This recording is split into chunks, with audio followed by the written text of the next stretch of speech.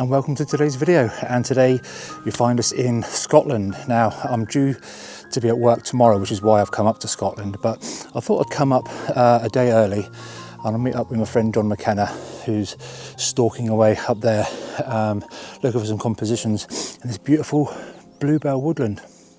Now I thought what I would do, just in a bit of adventure, is I'd stay in the car tonight as well, but I don't have one of these fantastic camper vans or anything like that, so I had to prep my car ready for my overnight stay, and this is what I did.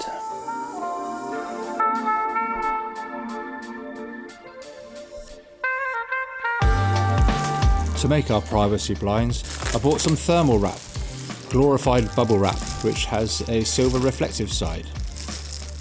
I measure the widest part of the window, allowing about 15 to 20 millimeters extra for the blind to fit behind the door profile.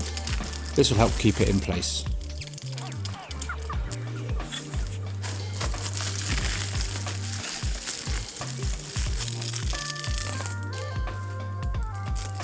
I then cut the wrap square across the bottom and then offer it up to the window, just to mark the shape.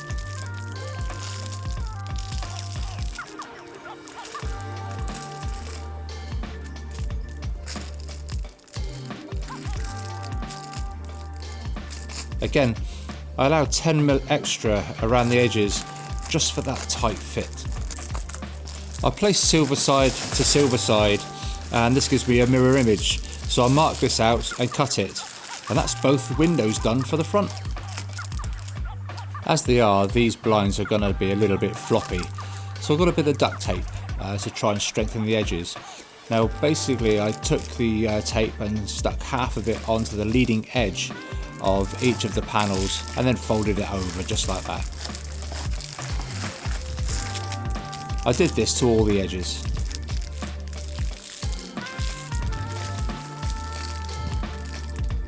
I found these little neodymium magnets and thought they may help secure the blinds in place around the doors. So I folded them into some tape to make little tabs.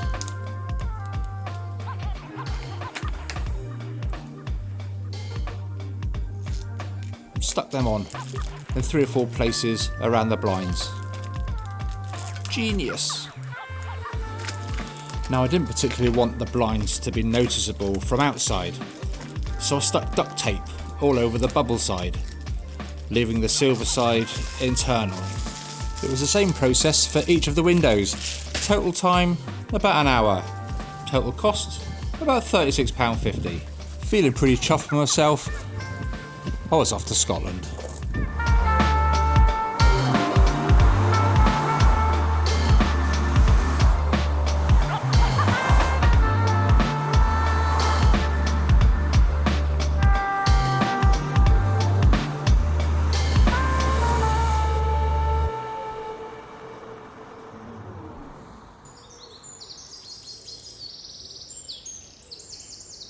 Right, wow, look at all this. This is absolutely stunning.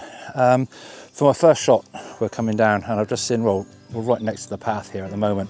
But yeah, this photograph really sort of kind of leapt out. It's just a log, as you can probably see just down here, and it's surrounded by all these beautiful bluebells. Now, we haven't got a particular fantastic amount of light, so it's just very uniform, but that doesn't really matter because in the background we've got all this lovely yellows and greens, which is contrasting lovely with all the beautiful bluebells in the foreground.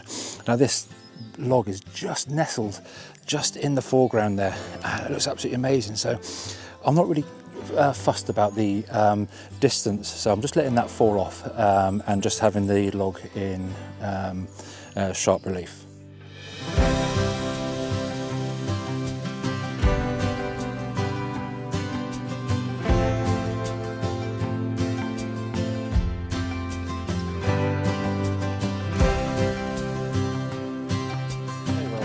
Me and John were just talking just now as we're going around, and we're kind of picking up similar sort of pictures or seeing similar sort of things.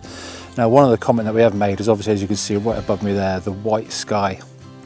And it's just one of those things, just trying to be mindful of when I'm taking these images, is that I want to try and keep the sky out of it as much as I can, which obviously means I'm having to elevate the camera up. Now, I think this is a loop walk, so I'm going to go around taking all the sort of like wide expansive shots first, and then when I walk around I'm going to sort of like pick out sort of the detail and more intimate shots, and yeah, just sort of like get right down and in there with them.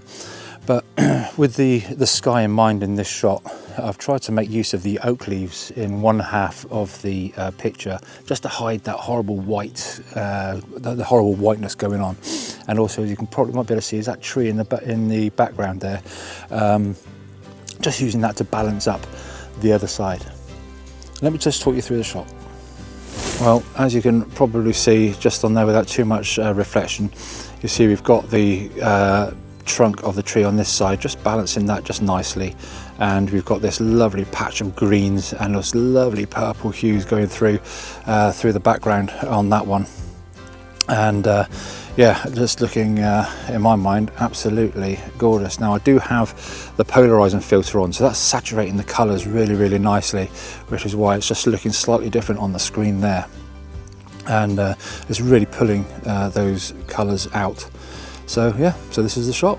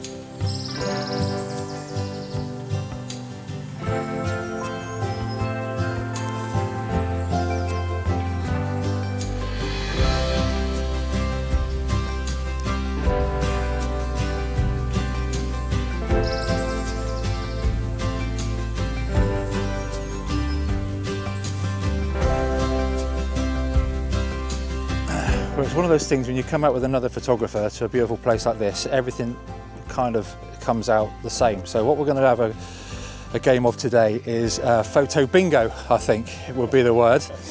And because every time I sort of set up a shot, John will say, yeah, I got that one, done that. So yes, I think what we might do is maybe do a comparison at some point and shout bingo when you see the same. So you'll have to pop over to his channel, have a look at his video, and then pop back and have a look at this one, and then we'll compare notes. Yeah. Right, we're just walking along the road here. We've got this little bit of a bump that's hiding some of this sort of copse of bluebells. Now I've just found this old tree just fallen over, but it's got some white flowers and the bluebells and the moss on the branch and all the rest of it. It's got this really beautiful flowing sort of shape. And I've just been toying, because I don't particularly, because of the movement in the flowers and stuff, I don't particularly want to do focus stacking or anything like that, because I just, in my mind, it just ends up being a right nightmare in processing, trying to sort of get everything to work properly. So I've just tried to find the sweet spot for the f-stop, just to give me that point, that depth of field. Now, the main subject is the white flowers and the moss in the background, so I've kind of made sure that I prioritise that. I don't really matter. It doesn't really matter to me if the wood is going out of focus at the foreground or behind it, because this the massive bluebells is just giving this complementary sort of purple colour. And yeah, it's all looking rather nice. So yeah, this is the shot.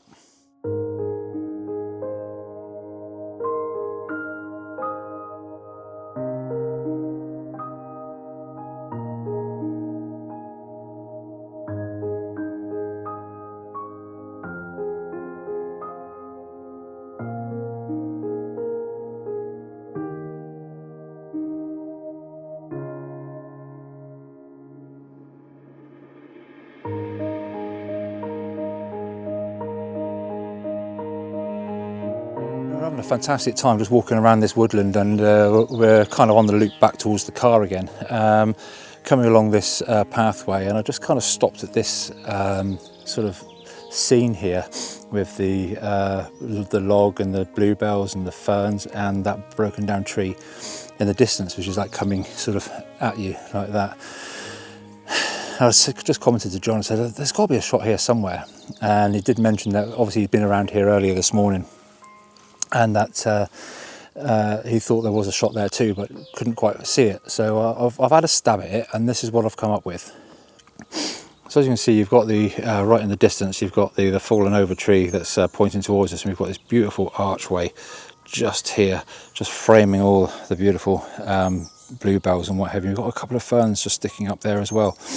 Now, if I bring you back to the camera, then that's kind of what I've done, is I've just kind of framed it just above the fern, which is being cradled by that rock, being cradled by the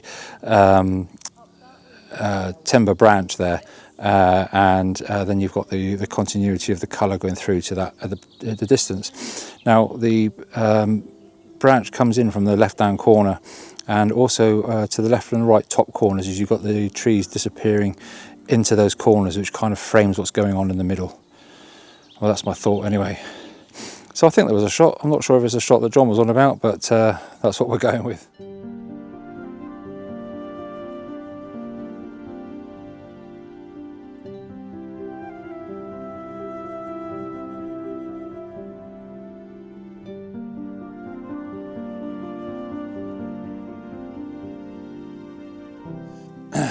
Well, we're just having a funny 5 minutes. The sun's come out, it's bathed everything in absolute gorgeous sunlight if I look around, and the pair of us, like absolute idiots, have run to try and get the same shot. So John's sort of set himself over here to shoot into this scene over here, because we've got the sun coming through the back end of the trees and it's lighting up all this blue carpet. It looks absolutely gorgeous. I've got the far superior sort of shot just down here. I've gone a lot lower than what John has, but he's quite happy to stand up because, you know, bad back and all that at his age. But yeah, it's amazing how the sun just changes everything in a heartbeat, and then it's just a mad scramble to see if you can get an image.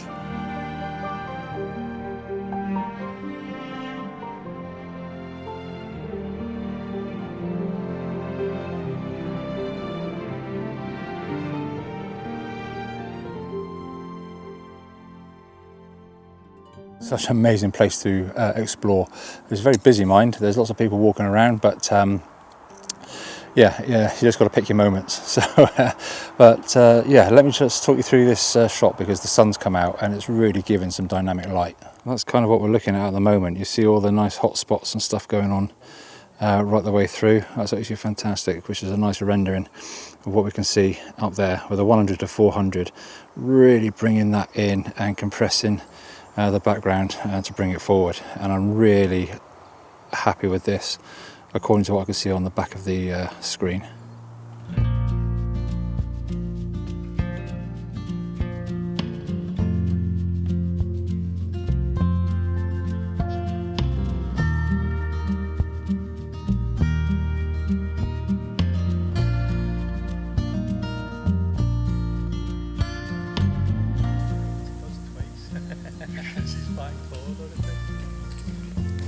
Well, after a fantastic few hours, it was time to head back to the car. Okay, well, I've just said goodbye to John. He's got other commitments this afternoon, and so it was nice to go back to the car for a drink and something to eat, and on for the next section. So I'm going to go back into the woods and explore like the left-hand sort of side of the woods and see what we can find.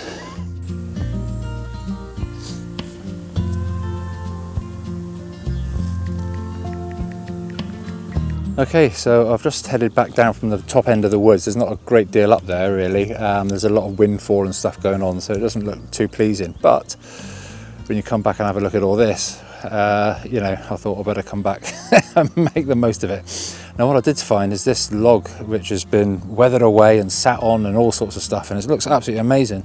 So what I've done is, if I turn myself around this way, can you see it? No, maybe not. No, I'm looking at the wrong end. What an absolute spoon. No, so what I've got is where it sticks up at the end. You can see in the distance all that green is very, very light. it's pretty much the lightest part of the image. Now I've cut out the sky, as is so often the case right the way along here, and I've cut out the path as well, because I don't particularly want that in the image because there's nothing in it apart from mud. But by angling this, by composing it so that this trunk is just coming in from the left hand side and then poking up into that light area, so it's just, I'm making use of all this that's going on in the background to complement it. And what I've had to do is I'm actually having to stack on this one because of the log. I'm shooting quite wide open because it's getting on now, and it's later than I thought it was actually, and it's starting to get a little bit dimpsy. Now, I'm not too fussed about in the distance whether the leaves are going to be moving or not in the image when you focus stack it, so I'm hoping there's not going to be too many artifacts in that, but I had to take the shot, and well, here it is.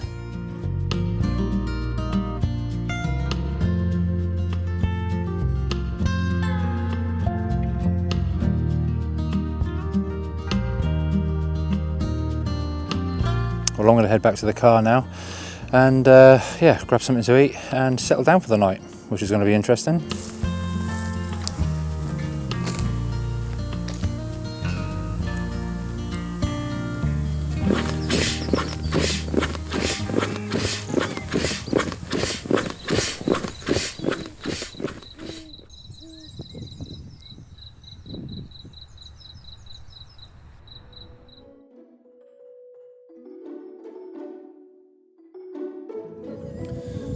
The following day I thought I'd awaken like something out of a Disney film, surrounded with bluebells and deers, and a fantastic view across the Scottish countryside.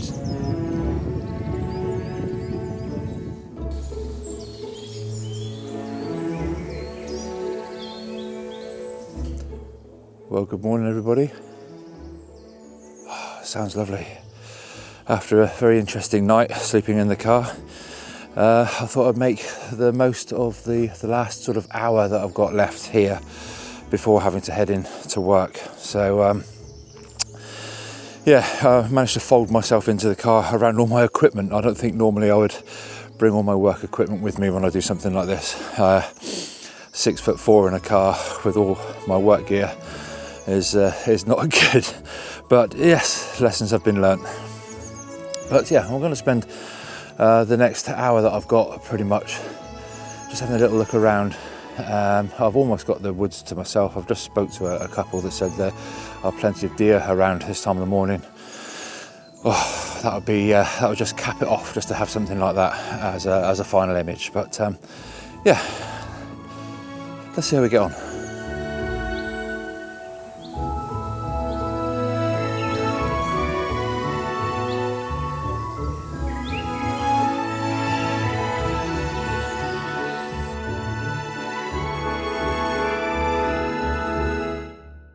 Well, yesterday I didn't really take any of I don't think I took any of the classic sort of pathway into the distance sort of shots.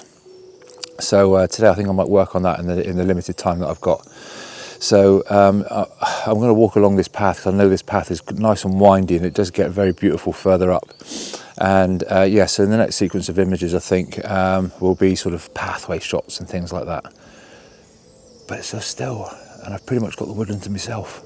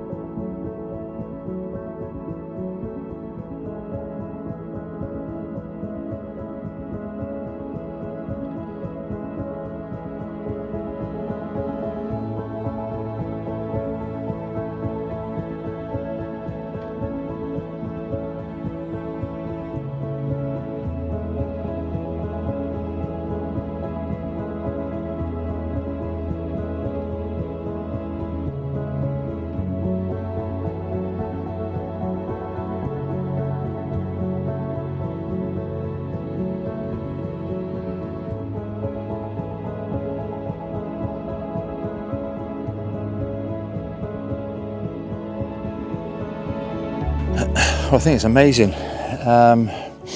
What I'm finding when I'm walking around and I'm trying to sort of like change my way of looking, but I'm still attracted to the same shots where I was yesterday. It's really, really weird.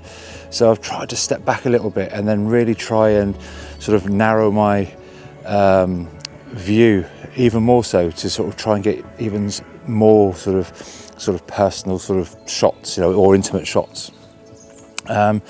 And I've come across this one. I just love the way this flower is just sticking up there amongst everything else. There's not another one around. It's just there on his own.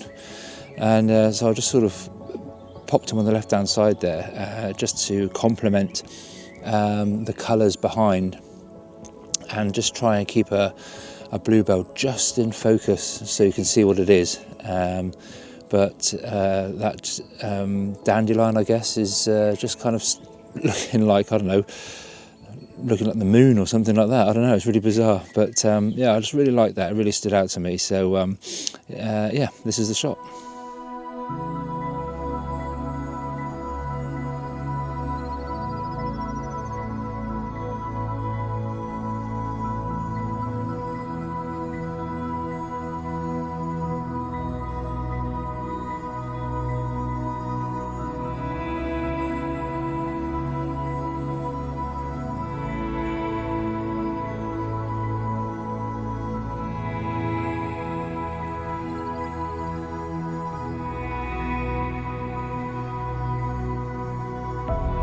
I need to get going because time's ticking away. I'm going to be late. I'm definitely going to come back to these woodlands again. This is absolutely fantastic. So I'll pop the name of the woodlands up on screen for you. And yeah, we'll do it all again next time. Bye for now.